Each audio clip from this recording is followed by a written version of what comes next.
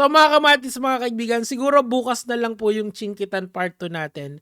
Pero ngayon po, meron tayong bagong tip na nakuha sa isang sa isang ano siya dati matagal na siya sa freelancing gig, magsasampung taon na. And siguro mas maganda pakinggan muna natin siya, then we're going to do our research nang tayo lang. Okay, pakinggan natin to. As you can see, puro zero earned. Tapos ito, kawawa naman siya, is expecting to be paid $50 an hour. I have been in the industry for a very long time and I'm doing around $20 an hour.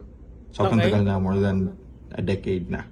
So this one, another one, zero earned. This one at least naka 300 siya.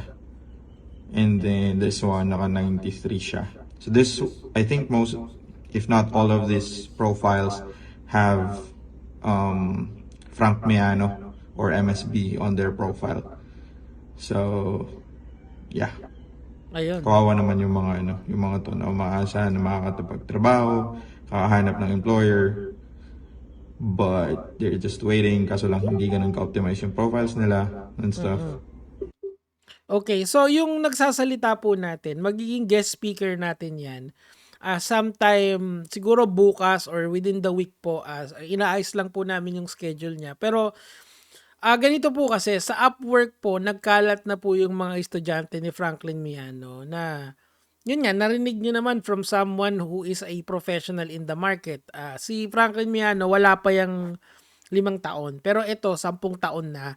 And hasang-hasa na to. Okay, so, again, dyan po pumapasok yung false promises and whatnot or yung over-promising na tinatawag. So, isa-isahin po natin itong mga profiles na to and tignan natin kung ano ang makukuha natin dito. Lagyan lang natin ng konting pampakilig! Okay, yan. Pampakilig lang muna. Okay, so si Paolo B, tignan natin ng kanyang profile. Hello world! I'm a dedicated and passionate video editor with a knack for storytelling. Palakpakan. And a keen eye for detail. With a solid foundation in media services. Wow. Completed an intensive 6-month course in multi-service businesses under the guidance of Franklin Miano. Honing my skill to deliver top-notch results. What I do best. Ayan. Okay, so ito yung why choose me, blah blah blah blah blah. Tapos yung kanyang mga educational background. I mean wala namang masama na ito, makikita niyo public naman tong portfolio niya. Tingnan natin kung saan siya naging video editor. Tingnan natin, tantarara. Okay. Sample task. Pwede ba itong tingnan? Tingnan natin to. Yung una. Public records naman. Okay. Ito. Putik, ang tagal eh. Maglilink ka lang sa YouTube, ano pa. So, ang problema dito, mga kamatis, mga kaibigan, yung hello world na yan, merong katulad yan. Si Calci naman to. So, si Paolo B at saka si Calci, pareha sila ng profile. Literal na copy-paste. Kaya pala concern si kuya dito. Kasi bakit naman ganon, mga kamatis, mga kaibigan? Bakit pareha sila ng profile? Ano yan? Sino gumawa niyan? AI? ChatGPT? Isang tao lang nag-type? Ambagan? What the frick? Yan din yun eh. So, yun din yung profile nila. Kinopy-paste lang. Tapos, ito, buti pa yung isa kompleto. Ito, si Hello World. Yung iba naman, magkakaiba na. Kaso, ito, mukhang magaling to kasi at least may job ng naanuan. Pero yung iba, yung mga baguhan ako naaawa. Kasi parang, ibang-iba talaga sila. Ito, if you're looking, 12 hours per kasi may ito, collaborated with Franklin Miano. A YouTube channel, creating, tingnan natin. Frank Media Editor. Ikaw ba yung editor ni ngayon? Nako, Diyos mio. Medyo, eto naman, Brian D. Portfolio? Ikaw ang gumawa niyan? Portfolio mo, portfolio. Portfolio mo to? Ikaw gumawa nito? 2001 ginawa ito, 2024 na. Hindi, ano nga pare? 2021 yan, or At kapag 2022. Ayan Diyos ko, ano ba naman? 2022 yan, tapos yung portfolio, Diyos mio naman. Bata, anong ginagawa mo sa buhay mo? English language. I'm a premium professional video editor. Is a digital creator. How important to have captivating video time to get. Okay. $15 $30 per hour. Nakakagulat po mga kamatis, mga kaibigan. Anong kalokohan na naman to? Ito. Hello world. Hindi, ito na yun eh. Ito. Struggling to find a reliable marketing consultant. Tingnan natin kung saan yung YouTuber Franklin Miano successfully exceed sales by 20% through proactive. Hindi, siguro ito, medyo totoo naman siguro to. Kaso bakit umalis ka kay Franklin Miano? Copywriter. Okay, hindi na natin alam yan. So, these are the, ito yung mga related kay Franklin Miano na account. Okay, I've helped, but Alex is an amazing YouTuber consultant. He doubled my sales. Franklin Miano. Sino yung mga yan? I invest. Brother, yung salitang Franklin Miano, sinasabi ko lang sa inyo, medyo hindi ka aya-aya yan sa mga And I guess we have to talk to the, tingnan natin to, $13 per hour. Parang pare-parehas yung profile nila, Photo edit. I also live in the Philippines with a passion for amazing. I help multiple around. I also worked the past year to coach Frank to brandings, and he has to. I also know the marketing and it works, and to hook an audience to buy your goods and services, to be loyal subscriber on all social media platforms. So in 4 years experience, I know that I am going to be a long-term client of yours. I know.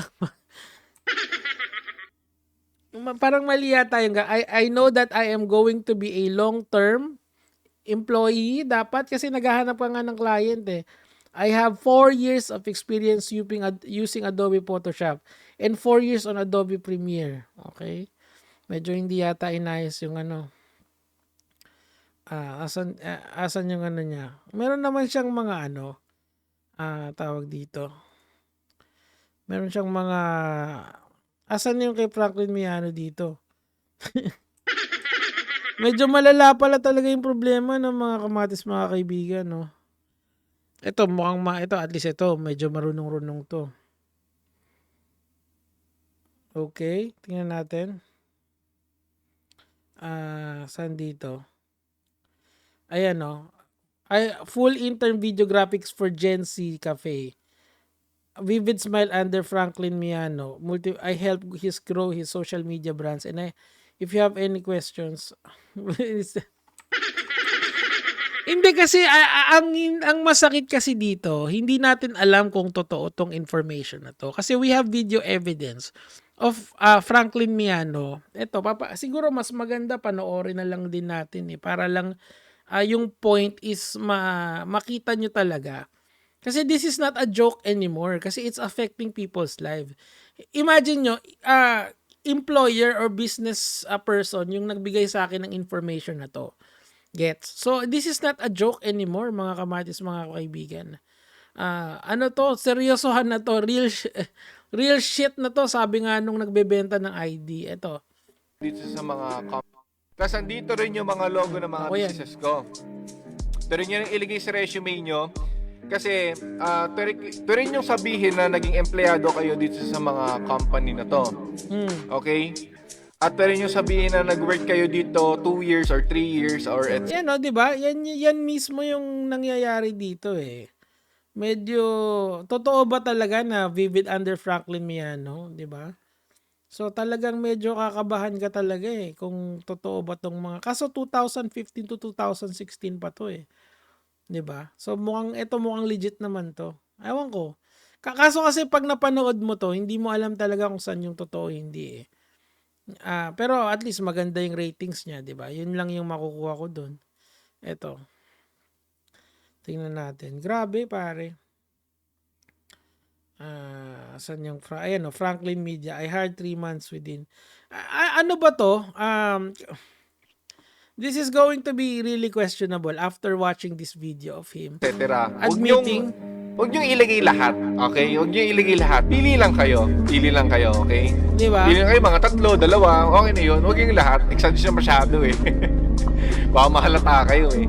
Okay? So, pili lang kayo dyan, 2 or 3, tapos So, yun talaga, kita mo yung pattern, no? 2 or 3. 2 or 3 nga naman talaga yung ina-add ng iba. So, mga kamatiks, mga kaibigan, I think this is a real problem na kailangan nating at least dito sa mga serye na to, sana ay ma-resolve natin and matulungan natin yung mga kagaya ni Sir na i-interviewin natin in the future kung ano ba yung status ng nitong tawag dito, nitong ng freelancing sa nagawa nila Miano, 'di ba? Seryoso na kasi ito, nakikita nyo, these are all one way or another affiliated kay Franklin Miano. So how are they affiliated with Franklin Miano? Malamang mga MSB enrollees to. And that we will be talking about for siguro within the week. Promise ko sa inyo yan. So abangan natin si Sir. Preview lang muna to. Gege mga Lods.